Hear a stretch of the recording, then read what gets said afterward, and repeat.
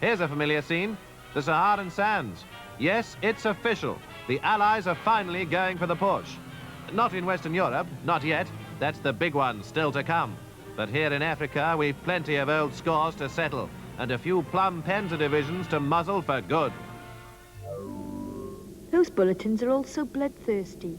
Yes, but they were the words used at the time. All right, I'll take North Africa.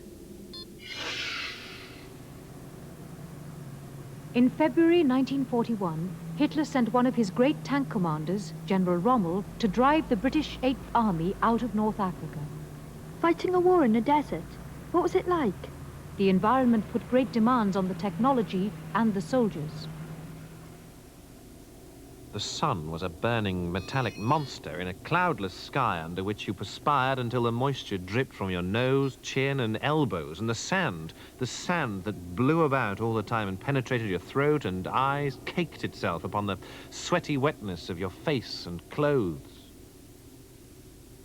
Soon after sunrise, the flies arrive in hordes from nowhere, then plague us all through the day, swarming and buzzing round, trying desperately to land on our faces, in our eyes, ears and nostrils.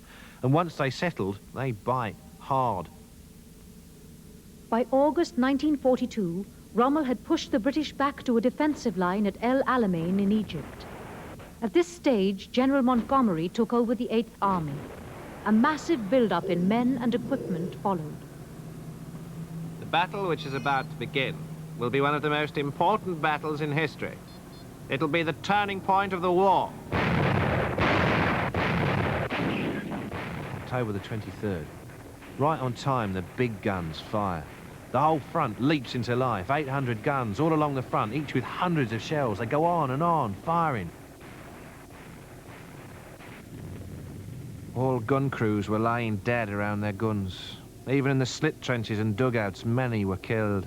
We found one signal officer dead with a telephone still at his ear, and a man dead with a cigarette in one hand and a box of matches in the other.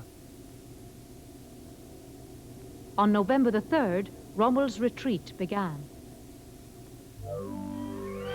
July 1943. The tide has turned against Hitler and the fascist Axis. These pictures show scenes from Stalingrad in the last few terrible weeks of its ordeal. Now the Germans are on the run. In Russia, the Red Army advances unstoppable. In North Africa, Rommel's belted with sand between his toes. And now at last we hear of our successful invasion of Sicily, the first crucial step in the Allied re-entry into occupied Europe. There's no reason to get complacent. We've a long way to go yet, but the sweet smell of success hangs unmistakably in the air. So how and why did the experience of war differ across the world?